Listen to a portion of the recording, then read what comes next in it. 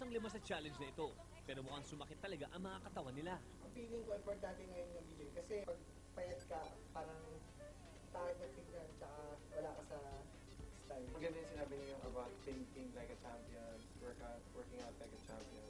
If you really want to achieve something, you have to set it in goal. You may call me Miss Manners. Si Mr. Zane ang tinaguriang Miss Manners. Siyang magtuturo ng proper etiquette kapag nasa isang fine dining restaurant.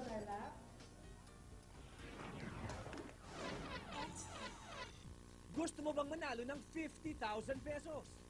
Sali na sa Extra Texters Challenge! Sinong tatanghaling summa cum laude sa Guwapo Academy? A. Malvin. B. Pogi. C. Robin. D. Mark. E. JR. To answer, text extra, space, letra ng sagot mo, at isend sa 4627 o 2364.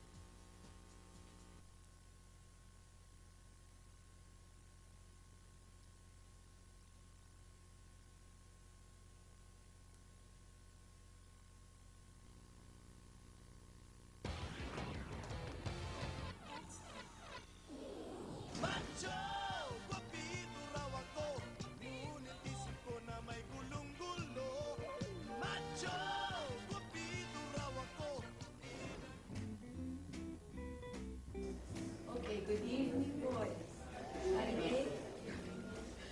My name is Zane Olson Bangsil.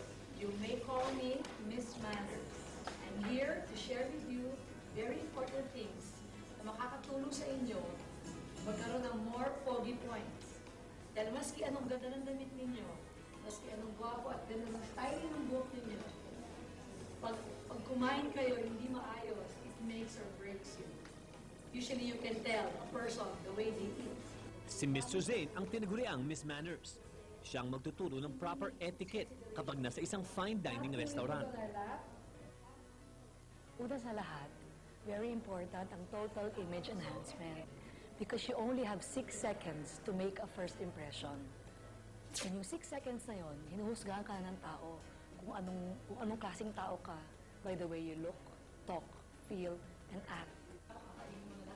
Medyo behave yata ang boys natin ngayon, ah. Feeling ko okrayin kami, yung kulay na lang may ako na pat-pat. Tapos unting move lang namin mali. Parang may stop yan dating. Mga tamang paghawak ng kubyertos.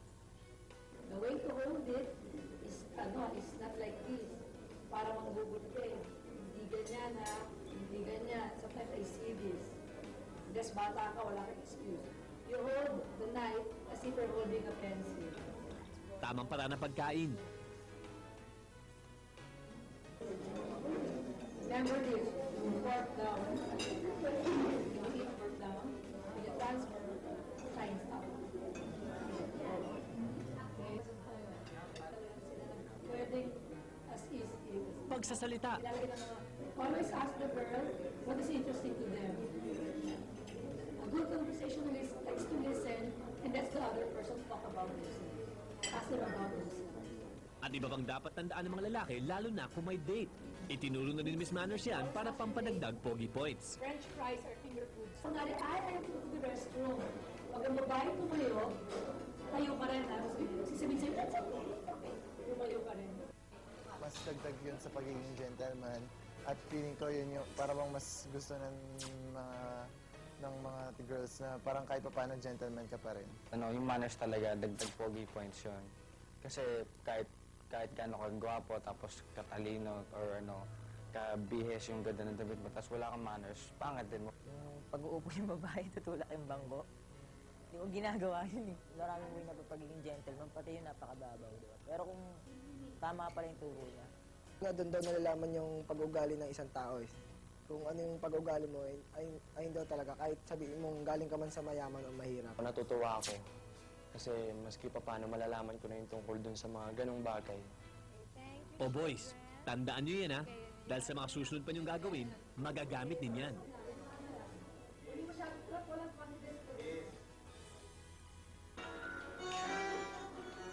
Nako, ballroom dancing? Boys, marunong ba kayo niyan?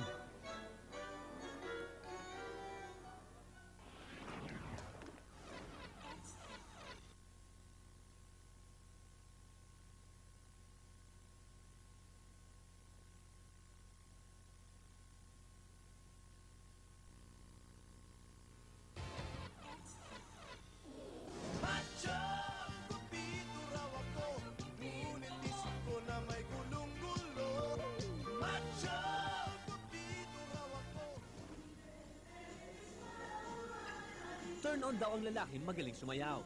Kaya eto, ang sunod naming ituturo sa ating mga challengers.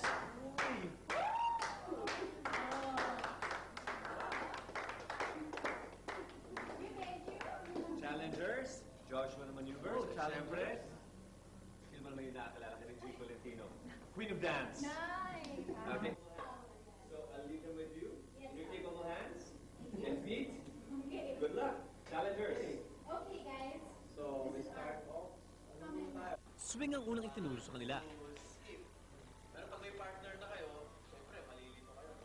Especially the way paghawak. Huwag kang manigas. O Robin, relax ka lang ha.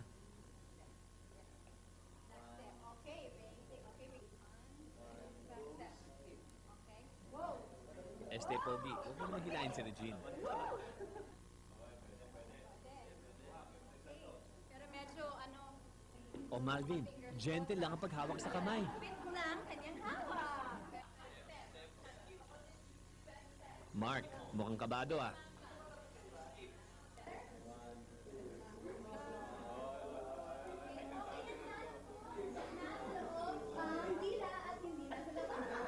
Mukhang pwede na sila sa mas mahirap pang steps.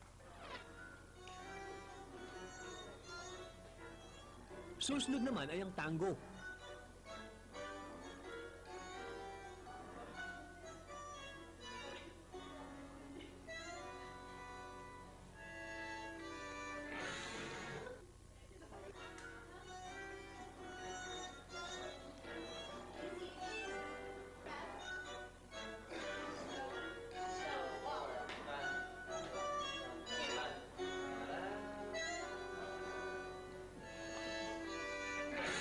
Ba, Robin, ha? Nakuha mo.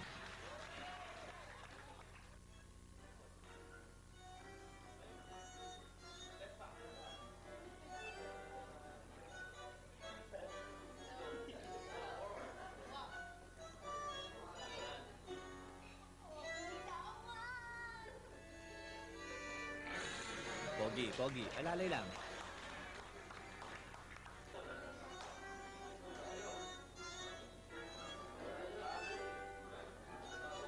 Kaya mo yan, Malvin.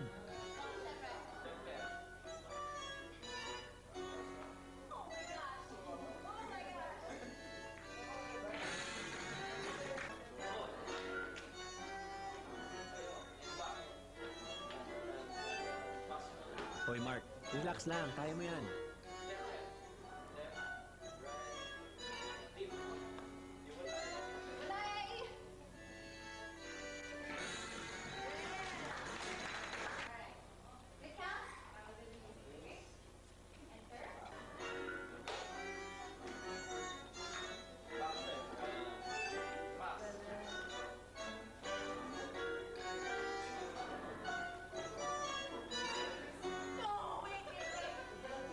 Okay yan, JR. Medyo alam ko yung swing, pero yung tango, it's really new to me. Hindi ako magaling talaga sumayaw. Tapos, sabi ko, ayoko talaga mapahiya, gano'n. Tapos si Regine Tolentino pa, di ba? Para sa akin, dagdag pogi points talaga yung matutong pagsayaw. Parang malakas yung self-confidence mo sa sarili pag natuto ka ng ganun. Actually, nagtago pa nga ako sa banyo. Parang ayoko na mapasa. Parang sa mga sosyalan, etiquette din ho yun. Una kinabahan ako eh. Patay, hindi ako marunong magsayaw. Ballroom pa. Tango. Hindi ako marunong sayaw. Alam ko, slapshot dance eh. Aba, kahit halos lahat sila yung mga first-timers, magagaling pa rin sila makapick up ng sayaw. Yeah, like what I said, kailangan maging confident sila. Unang-una, sa sarili nila, for themselves. Kasi marami naman talagang hindi talaga sumasayaw rin. Pero pag nakita mo sila sa stage, as if parang marunong silang gumalaw talaga. Because yung confidence nila nandun. Si Rob naman, pag sa swing, medyo okay. As in, sa kanilang lahat, siya yung pinaka medyo comfortable sa katawan niya. May control siya sa sarili. Kasi Boggy